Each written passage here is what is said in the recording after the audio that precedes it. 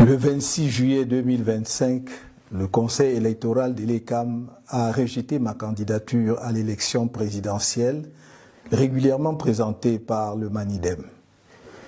Le 28 juillet, j'ai déposé un recours contre cette décision infondée devant le Conseil constitutionnel.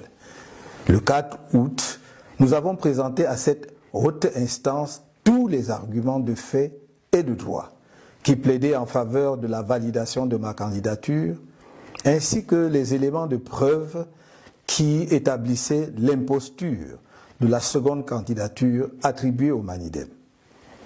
Le 5 août, au terme de son délibéré, le Conseil constitutionnel a rejeté mon recours demandant la validation de ma candidature au motif qu'il est non fondé.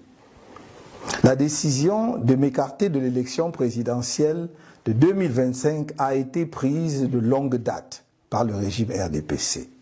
Ce régime n'a jamais supporté que nous ayons évité le gros piège politique des élections législatives et municipales de 2020 en choisissant le boycott.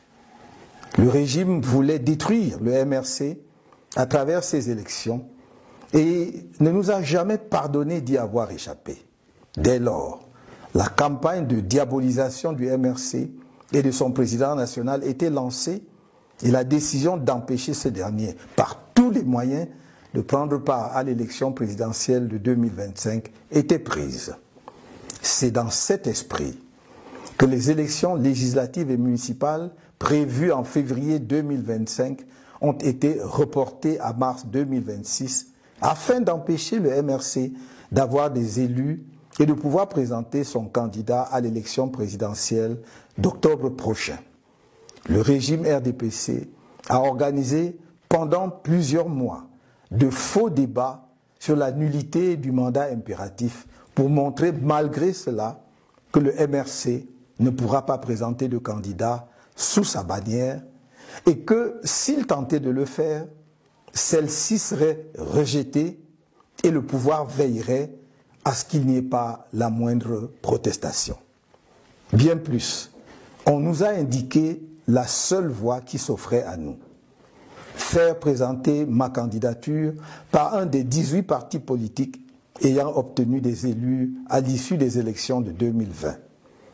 Je dois redire que rien n'interdisait au MRC de présenter un candidat à cette élection présidentielle. Mais il fallait éviter de donner au régime un prétexte pour rejeter une candidature présentée par le MRC, car le rejet de la nullité du mandat impératif était devenu pour ce régime une question de vie ou de mort. La présentation inattendue de ma candidature sous la bannière du MANIDEM fut un choc à peine voilé pour le pouvoir de Yaoundé.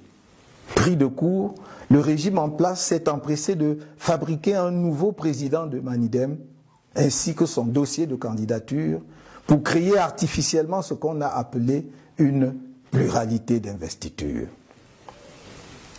Camerounaises, Camerounais, mes chers compatriotes, j'adresse mes remerciements chaleureux à tous ceux nombreux qui m'ont manifesté sans relâche leur soutien patriotique et démocratique durant cet épisode qui vient de se dénouer devant le Conseil constitutionnel le mardi 5 août 2025. Je remercie tout particulièrement l'honorable Jean-Michel Ninche, président national du FCC, coordonnateur de l'APC, ainsi que tous les membres de l'APC qui avaient décidé de porter ma candidature. Dans la même veine, je remercie le président national du MANIDEM, M. Anissé Georges Ekane, pour son patriotisme remarquable et son sens de l'histoire, sa fidélité aux idéaux qui fondèrent son engagement politique, son courage et sa détermination à voir notre pays reprendre sa marche nationaliste vers le progrès. C'est aussi pour moi l'occasion de saluer l'engagement exceptionnel de tous les responsables ainsi que les militants du MANIDEM pour leur soutien à ma candidature.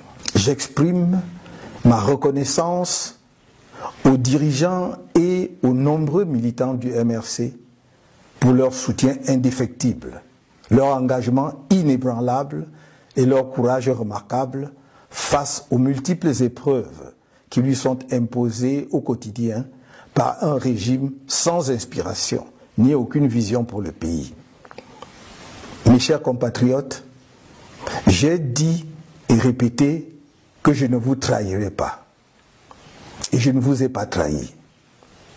En revanche, le Conseil constitutionnel, la justice et l'ECAM, le pouvoir en place à travers le ministère de l'administration territoriale notamment, qui a été de tous les mauvais coups contre nous, vous ont trahis sans état d'âme. La communauté internationale, notamment l'Organisation des Nations Unies, qui a signé une convention secrète avec l'ECAM le 9 mai 2025, prétendument pour garantir la transparence de l'élection présidentielle de 2025, vous a trahi. Cette communauté internationale, si prompte à se montrer aux côtés de la dictature qui écrase le peuple camerounais, ne s'est pas sentie concernée par le crime politique du régime RDPC contre notre peuple.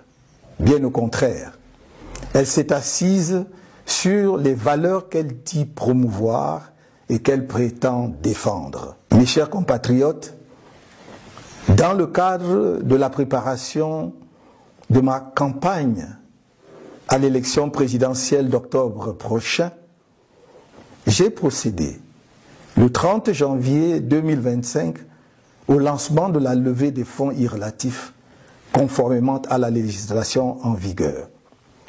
Suite au rejet de ma candidature, j'informe l'opinion publique que les contributions pour ma campagne à la dite élection sont désormais closes.